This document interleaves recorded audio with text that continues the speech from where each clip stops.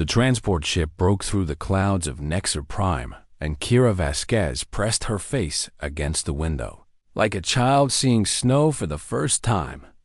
She was 17 years old, and she had never been this far from Earth before. The planet below was covered in silver towers and geometric patterns that stretched across the land like someone had drawn them with a ruler. Everything was perfect and everything was precise, and Kira felt her stomach twist with a feeling she could not name. Was it excitement or was it fear? She did not know the answer. The Hegemony Combat Institute sat at the center of the largest city on the planet. It was a massive structure made of black stone and white metal, and it looked like a fortress designed by mathematicians. Kira had seen pictures during her preparation, but the pictures did not capture the size of it. The building was so large that it had its own weather system and clouds formed around its highest towers. When the transport landed and the doors opened, and Kira stepped onto alien soil for the first time in her life, she was greeted by two Vorath officers. The Vorath were terrifying. They stood 7 feet tall, and their bodies were covered in hard black shells like insects from Earth. They had 4 arms and 2 legs, and their faces had no expression that Kira could read. Their eyes were large and dark, and they reflected her own face back at her like mirrors. The first Vorath spoke, and his voice sounded like stones grinding together. "You are the human," he said, and it was not a question. "Yes, sir," Kira replied, and she tried to stand straight and tall even though her legs wanted to shake. Kira Vasquez from Earth Interstellar Youth Academy reporting for training. The Vorath looked at each other, and Kira could not tell what they were thinking. Were they impressed or were they disappointed? Did they even have those emotions? "I am Commander Vrex," the first one said. "This is Sub-Commander Thale. You will address us by rank at all times. You will follow all instructions without question. You will learn our ways or you will fail. Do you understand?" "Yes, Commander." "Then follow." They walked through corridors that were too clean and too quiet. Every surface was smooth and every angle was perfect. Kira saw other cadets training in rooms they passed, and every single one of them moved in exactly the same way. Their arms went up at the same time. Their legs kicked at the same angle. Their bodies turned with the same speed. It was beautiful in a strange way, but it also made Kira feel cold inside. Sub-Commander Thale noticed her watching. "You see our method," he said. 6,000 years of perfection. Every movement has been tested and measured and improved until it cannot be improved anymore. Our soldiers do not guess. They do not hope. They know exactly what to do in every situation because they have practiced it 10,000 times. "It is very impressive," Kira said, and she meant it. "The Vorath have never lost a war," Commander Vrex added. 32 species have tried to defeat us. 32 species have failed. Do you know why?" Kira shook her head. "Because chaos cannot defeat order. Because instinct cannot defeat discipline. Because the wild and random violence of lesser species cannot stand against the perfect machine of Vorath combat doctrine." They reached a large room where other cadets were waiting. Kira saw more Vorath, but she also saw other species. There were Kellish beings made of living crystal that caught the light and split it into rainbows. There were Dren with 4 arms and gray skin and faces that looked almost kind. There were others she did not recognize. And there was her, the only human. "You will be assigned to training Cadre Omega-7, Sub-Commander Thale announced. "This is the entry level. All new cadets begin here. You will learn the 17 basic forms. You will practice them until they become part of your body. You will not advance until you have achieved perfection." Kira nodded and tried to look confident. The assessment began immediately. A Vorath instructor told her to stand in a fighting position, and Kira did what felt natural. She put her weight on her back foot and raised her hands and bent her knees slightly. It was the stance her father had taught her in their small gym on the colony ship when she was just 8 years old. The instructor made a sound that might have been disgust. "Wrong," he said. "Your weight distribution is chaotic. Your hand position has no standardization. Your knee angle is inconsistent with optimal force generation." He moved her body like she was a doll. He pushed her feet into position. He raised her arms to a specific height. He tilted her head to a precise angle. "This is the first form stance," he said. "You will hold this position for 1 hour. If you move, you will start again." Kira held the position and her muscles began to burn after 20 minutes. The other cadets held the same position around her, and none of them seemed to struggle. The Vorath bodies were built for this kind of stillness. The Kellish did not have muscles that could tire. The Dren had trained since childhood. But Kira was human, and humans were not made for stillness. She wanted to shift her weight. She wanted to roll her shoulders. She wanted to move in any small way that would ease the pain. But she did not. She thought about her father and the way he used to say that pain was just information. She thought about her mother and the way she used to say that giving up was a choice you made before you actually had to. She thought about Earth and the billions of humans who were counting on the first exchange students to prove that humanity belonged among the stars.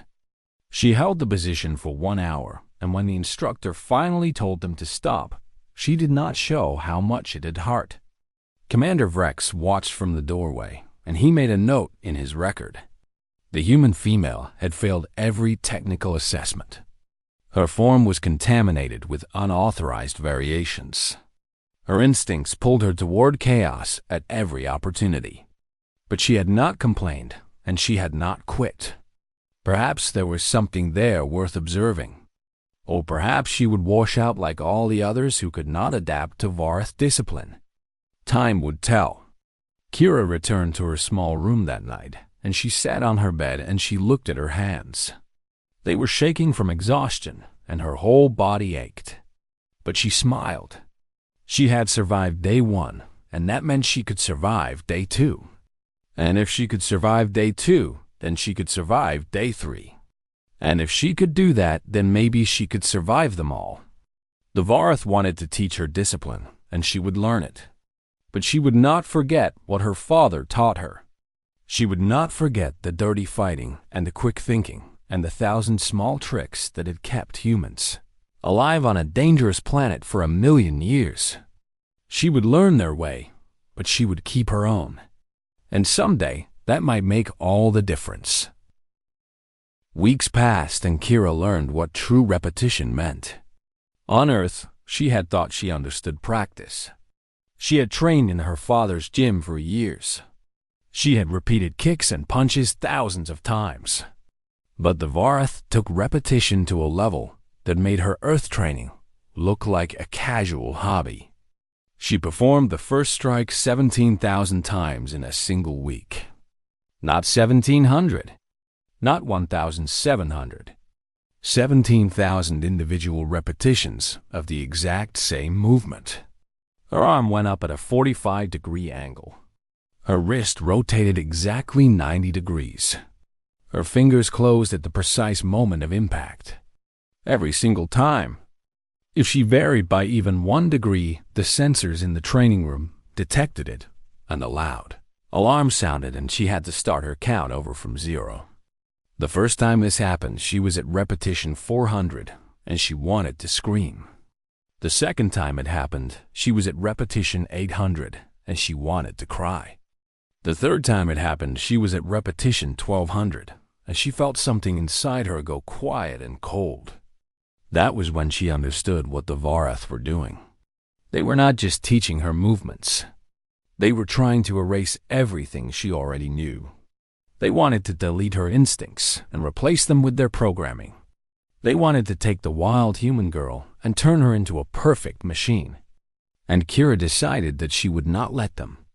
She was smart enough to know that she could not fight them directly. If she refused to follow orders, they would send her home.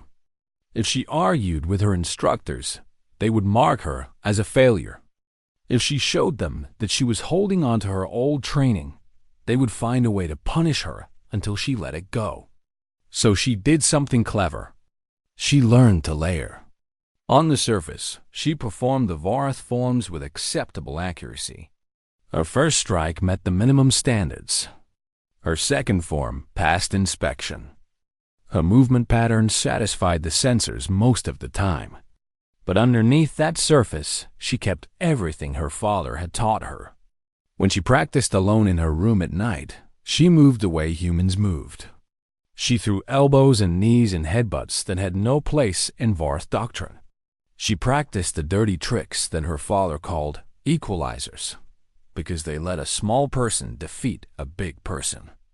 She became two fighters living in one body. The Vorath version of Kira was adequate and obedient and predictable. The human version of Kira was hidden away like a weapon waiting to be drawn. Her fellow cadets did not understand her, and she did not expect them to. The young Vorath treated her with cold politeness. They had been raised from birth to follow the doctrine, and they could not imagine any other way. When Kira made mistakes, they did not mock her because mockery was inefficient. They simply noted her failures and moved on. The Kellish cadets were beautiful and strange. Their crystal bodies rang like bells when they moved, and they spoke in harmonics that Kira's translator struggled to interpret. They seemed to pity her. They had come from a culture where everyone worked together in perfect synchronization, and they saw Kira's human chaos as a kind of disability. The Dren were the closest thing she had to friends. They had 4 arms and warm personalities, and they sometimes asked her questions about Earth. One Dren named Tolek even shared his food with her when she looked tired. "You struggle more than the others," Tolek said one evening in the meal hall. "Why do you keep trying when you fall so far behind?" Kira thought about the question. "On Earth we have a saying," she replied. "Fall down 7 times and stand up 8. It means that losing does not matter as long as you keep going." Tolek tilted his head in confusion. "But if you fall down 7 times and stand up 8, then you have only matched your failures with your recoveries. You have not gained anything. You have simply returned to where you started." Kira smiled. "That is the point," she said. "Humans believe that not giving up is itself a victory. Even if we do not win, we refuse to lose." Tolek made a sound that his translator rendered as laughter. "Humans are strange creatures," he said. "But I think I like your strangeness." Sub-Commander Thale did not like her strangeness at all. He monitored all the cadets through sensors embedded in their training suits. These sensors tracked heart rate and muscle tension and brain activity and 100 other measurements. Most cadets showed predictable patterns. When they performed a strike, their bodies responded in expected ways. But Kira's readings were wrong. Her stress responses did not match her movements. Sometimes her adrenaline spiked when she was doing nothing dangerous. Sometimes her brain activity suggested she was preparing for combat when she was simply standing still. Her body seemed to be doing one thing while her mind was doing something else. Thale brought his concerns to Commander Vrex. "The human is defective," Thale declared.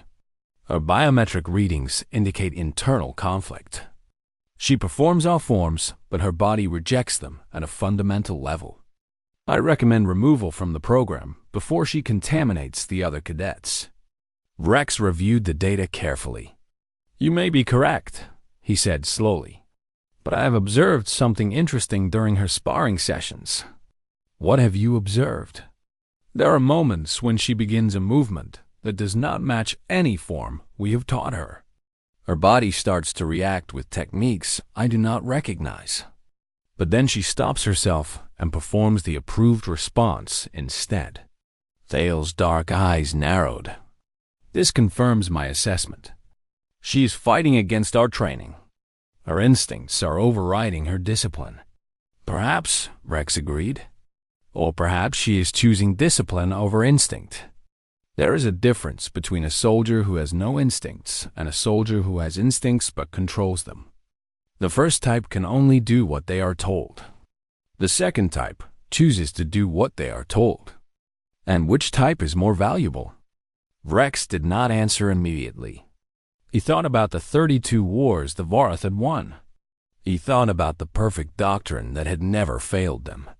He thought about 6,000 years of victory built on the elimination of chaos and instinct and individual variation.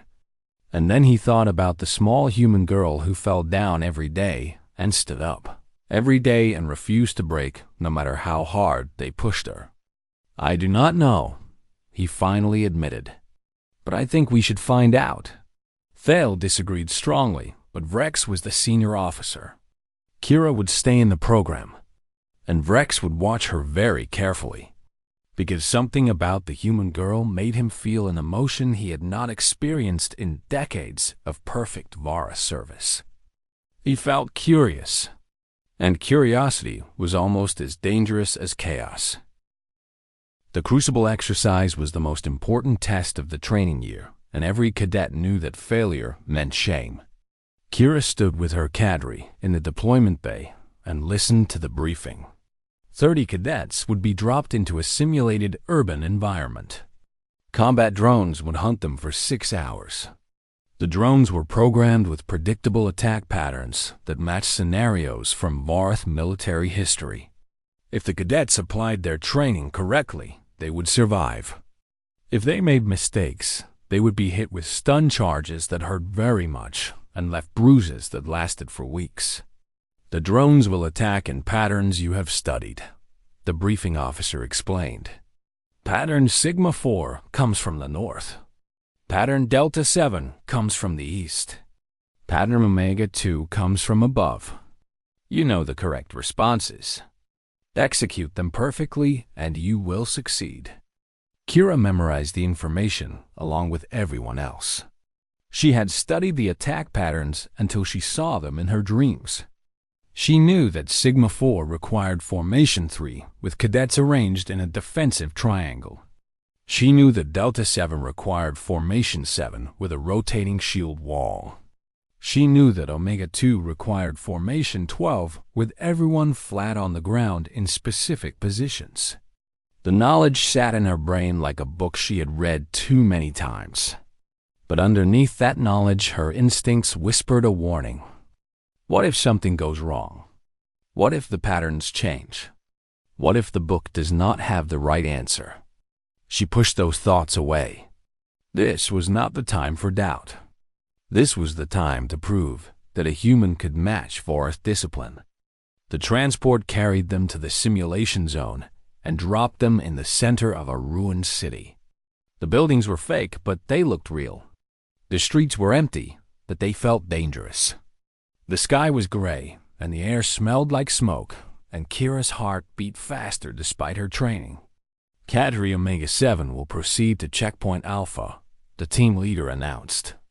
He was a young Vorath named Crix, and he had never spoken a single unnecessary word in all the months Kira had known him. Formation 1, move.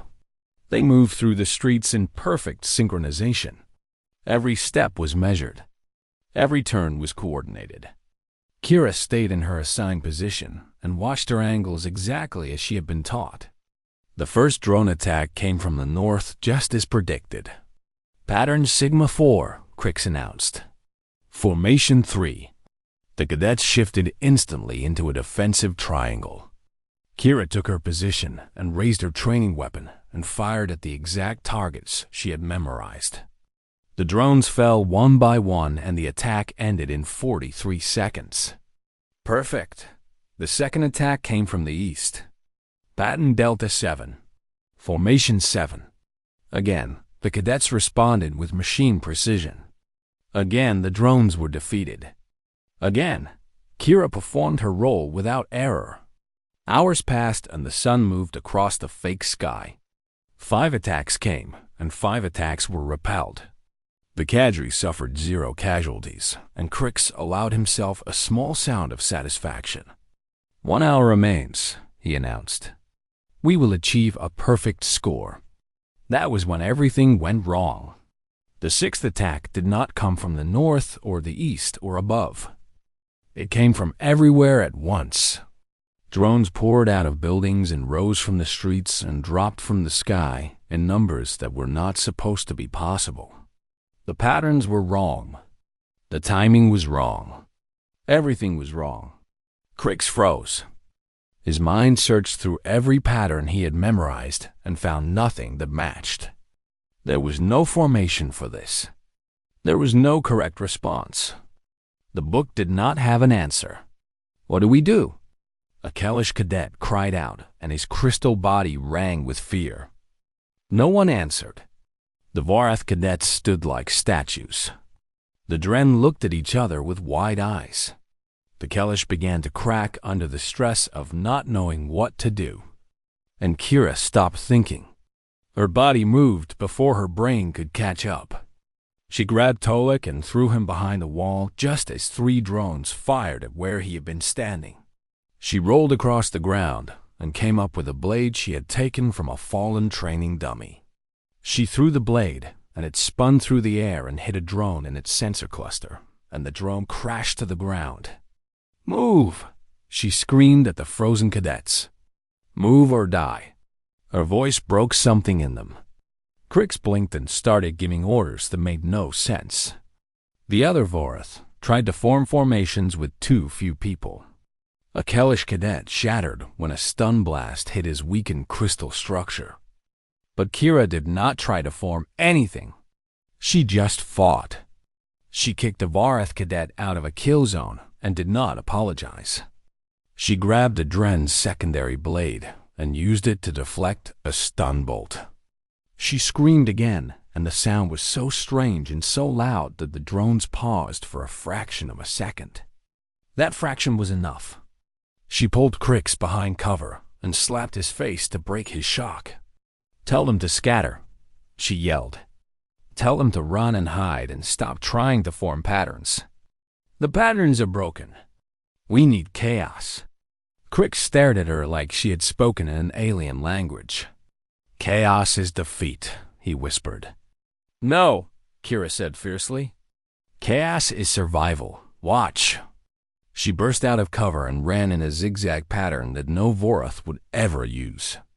The drones tried to track her, but her movement was too unpredictable.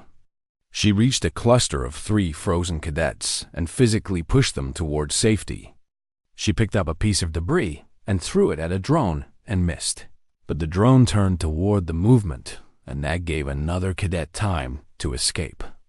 One by one, she found the survivors and dragged them to a collapsed building that provided cover. She did not ask permission. She did not follow protocol. She just grabbed them and moved them and refused to let them die. The last drone fell, and the simulation ended with a loud alarm. Kira stood in the middle of the ruined street, covered in dust and sweat. Her training suit was torn. Her hands were bleeding from climbing debris. Her throat was raw from screaming. Around her lay 7 wounded cadets she had saved. 2 were dead in the simulation, which meant they would wake up with nothing worse than headaches. 12 drones were destroyed on the ground. The survival rate for glitched crucible exercises was 12%. Cadre Omega-7 had survived at 94%. And every single observer watching from the control room was completely silent. They had just seen something that should not exist. A human fighting without patterns. A human winning through chaos. A human saving disciplined soldiers by abandoning discipline entirely. Commander Vrex leaned forward in his seat, and his dark eyes reflected the image of the small, human girl standing alone in the ruins.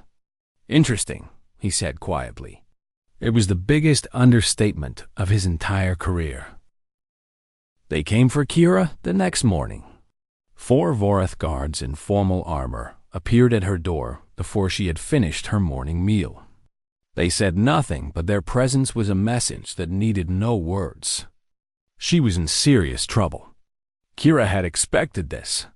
She had broken every rule in the Vorath training manual. She had used unauthorized techniques. She had touched other cadets without permission. She had given orders when she had no authority to give orders. She had screamed like a wild animal in the middle of combat. She had survived, and she had saved others, but none of that mattered to people who valued rules above results. The guards escorted her through corridors she had never seen before. These hallways were older than the training areas, and the walls were covered in symbols that told stories of ancient battles. Every few meters there was a small shrine containing weapons taken from defeated enemies. The Vorath had been warriors for a very long time, and they wanted everyone to remember it. They reached a massive door made of black metal, and the guards stopped. "The tribunal waits inside," one of them said. "You will enter alone. You will speak only when spoken to. You will accept whatever judgment they give." Kira nodded and walked through the door. The tribunal chamber was the largest room she had ever seen. The ceiling was so high that it disappeared into shadows. Hundreds of Vorath sat in rising rows of seats that circled a small platform in the center. Every seat was full and every set of dark eyes was focused on her. On a raised platform at the front of the room sat 5 ancient Vorath. Their shells were gray with age, and their bodies were covered in scars from wars, fought long before Kira's great-grandparents were born. These were the High Tribunal, and they held the power of life and death over everyone in the Institute. Kira walked to the center platform and stood straight and tried not to shake. The eldest tribunal member spoke, and his voice echoed through the chamber like thunder. "Human female Kira Vasquez, you stand accused of violations against Vorath combat doctrine.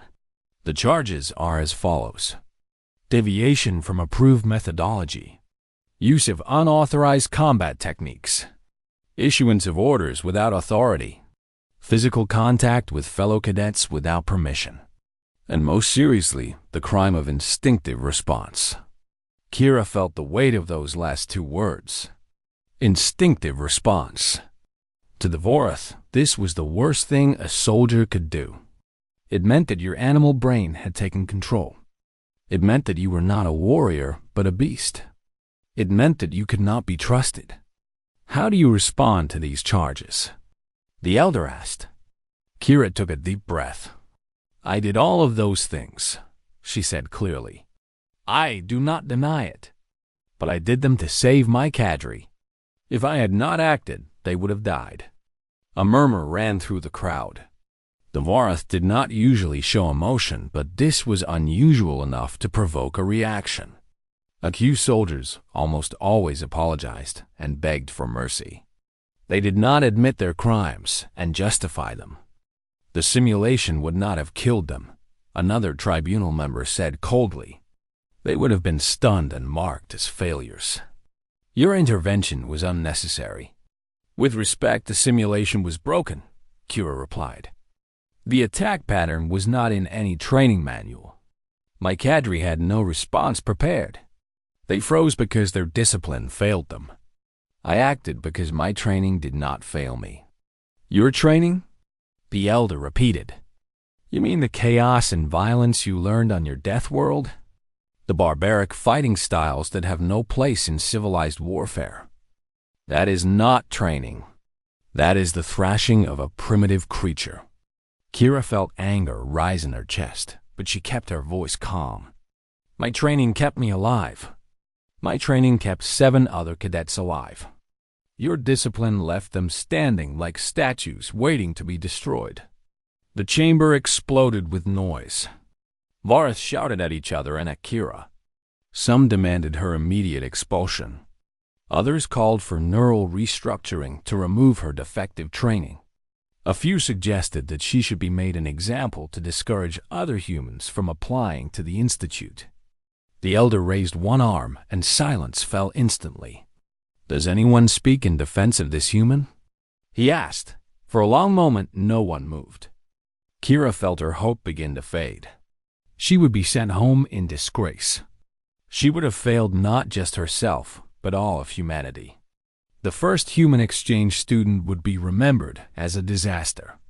Then Commander Vrex stood up. "I will speak," he said, and his voice carried through the chamber.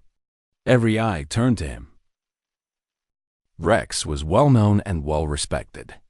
He had served in 3 wars and trained hundreds of successful soldiers. His opinion carried weight. "I have watched this human since her arrival," Rex began. "I have seen her fail our assessments. I have seen her struggle with our forms. I have seen her body fight against our discipline at every turn. Sub-Commander Thale wanted to remove her weeks ago, and I refused. Do you know why?" He paused and looked directly at Kira. "Because I saw something in her that we do not have. When our forms failed in that simulation, our cadets had nothing to fall back on. Their minds searched for the correct response and found nothing. But this human had something underneath our training. She had preparation for the unknown." Rex turned to face the tribunal. "We have made an error in our thinking," he continued. "We believe that training and discipline were the same thing. They are not. Discipline is the perfection of known responses. Training is the preparation for unknown ones. We have mastered discipline. We have taught our soldiers to respond perfectly to every situation we can imagine. But we have not prepared them for situations we cannot imagine." He gestured toward Kira. "This human has both. She learned our discipline well enough to pass our tests. But she also kept her training hidden underneath. When discipline failed, she let training take over. And training saved lives that discipline would have lost." The tribunal members looked at each other. This was not the argument they had expected. This was not a plea for mercy, but a challenge to their entire philosophy. "What are you suggesting?" the elder asked slowly. "I am suggesting that we have something to learn from the humans," Rex replied. "I am suggesting that 6,000 years of victory may have made us blind to our own weakness. I am suggesting that this girl showed us something we desperately need to see." The elder was silent for a long moment. "The tribunal will deliberate," he finally announced. "Remove the human to a holding area. We will announce our judgment when we have reached consensus." Guards took Kira's arms and led her away. She looked back at Commander Rex, and he gave her the smallest nod. It was not a promise, but it was something. It was hope. And humans had always been very good at holding on to hope, even when everything seemed lost. 6 hours passed before the guards returned for Kira. She had spent the time sitting on a cold bench in a small room with no windows. She had thought about her parents and wondered if they would be ashamed of her. She had thought about Earth and wondered if she had ruined humanity's chances among the stars. She had thought about the future and wondered if she even had one. When the guards opened the door, she stood up and made her face as calm as she could. "The tribunal has reached a decision," one guard said. "Follow us."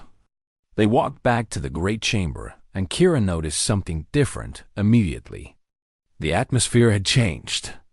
The Varth in the audience seats were not looking at her with anger or contempt anymore. They were looking at her with something she had never seen in their dark eyes before.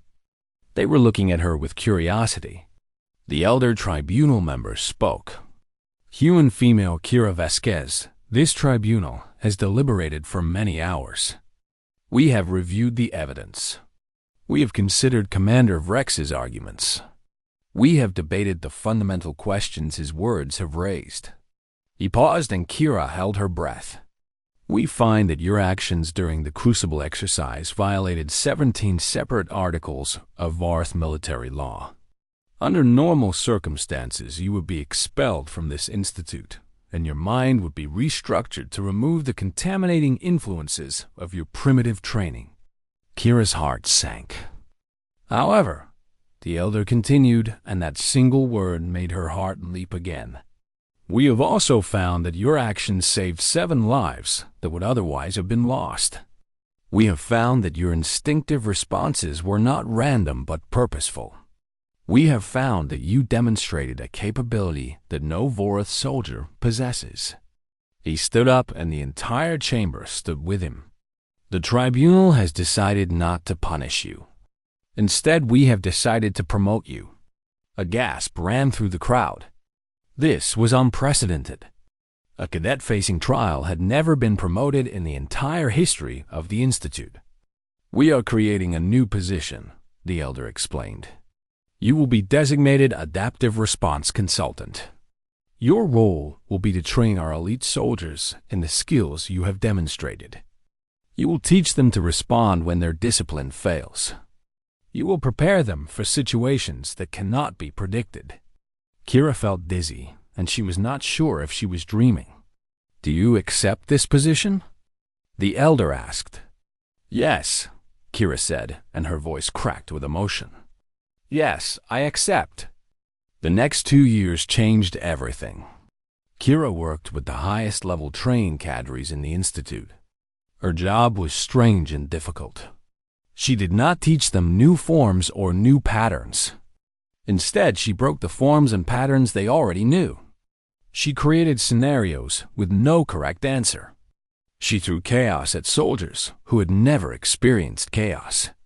She forced them to confront the moment when their training ended and their minds went blank. Most of them failed at first. They would freeze, just like her cadre had frozen in the crucible. They would search for the right response and find nothing. They would stand like statues while simulated enemies destroyed them. But some of them learned. A few Varath discovered that underneath their perfect discipline, there was something older and deeper. It was the survival instinct that every living creature possessed. The Varath had spent 6,000 years suppressing it, but it was still there waiting to be awakened. A few Kelish learned to let their crystal bodies move in new ways. They discovered that harmony did not mean sameness and that different notes could create beautiful music. A few Dren learned that their forearms could work independently when their minds stopped trying to control every movement. They became unpredictable, and unpredictable meant survivable. Word spread through the hegemony. Other species requested human consultants. The Varath High Command initially resisted, but the evidence was too strong to ignore. Units with human-trained officers survived ambush at 3 times the expected rate. Ships with human advisors escaped traps that destroyed their peers. Kira trained other humans who came to the Institute and taught them what she had learned. Discipline and training were both valuable, but they served different purposes. Discipline was the armor you wore in battle. Training was the instinct that kept you fighting when the armor cracked. She was 19 years old when the real test came. The silence appeared without warning. It was a machine intelligence that had been hiding in deep space for millions of years. It attacked hegemony worlds with tactics that made no sense. Its ships moved in patterns that no computer could predict. Its weapons fired at random intervals that no defensive system could anticipate. The Varath military doctrine crumbled in weeks. Formations that had won 32 wars failed completely. Strategies perfected over 6,000 years proved worthless. The perfect machine of Varath combat met something that was even less predictable than human chaos, and the machine broke. But on the front lines, a new generation of soldiers stood. They had been trained by Kira, or by those trained by Kira. When their formations broke, they did not freeze. When their doctrine failed, they did not fall. They adapted and improvised and survived. A Varath captain named Krix, who had once frozen in a ruined simulation, City led his damaged cruiser through an impossible asteroid field using intuition instead of calculation. He saved 3,000 lives. A Kelish commander shattered her own crystal form to create a weapon that destroyed a silenced dreadnought. She reformed herself from the pieces because she had learned that breaking was not the same as dying. A Dren admiral gave an order that contradicted every principle of Varath, military law, and won a battle that should have been unwinnable. The war lasted 5 years, and the hegemony nearly lost everything. But in the end, they survived, and the silence retreated into the dark spaces between stars. Historians would later write long books about the Silence War. They would discuss tactics and strategies and logistics. They would analyze battles and count casualties and debate what could have been done differently. But Kira knew the truth was simpler. She stood on a balcony on Nexer Prime and looked up at the stars she had helped save. She was 24 years old now, and her face had lines that had not been there before. She had seen friends die, and she had killed enemies, and she had learned that survival always came with a price. Commander Vrex stood beside her. He was old now, and his shell was cracked in places that would never heal. But his eyes were still sharp and curious. "You changed everything," he said quietly. "One small human girl from a death world changed 6,000 years of doctrine." Kira shook her head. "I did not change anything," she replied. "I just reminded you of something you had forgotten. You learned to fight with discipline. Humans learn to fight despite it. When the universe threw chaos at you, the chaos won. When it threw chaos at us, we threw it right back." Rex made a sound that might have been laughter. "And now we throw it back too," he said. "Thanks to you." Kira smiled and watched the stars. Somewhere out there in the darkness, the silence was still waiting. Somewhere out there, new threats were growing that no one had imagined yet. The universe was vast and dangerous, and it did not care about discipline or doctrine or perfect forms. But humanity had taught the galaxy something important. When everything you know fails, you do not stand still and wait to die. You move and you fight and you adapt and you survive. You fall down 7 times and you stand up 8. And that makes all the difference.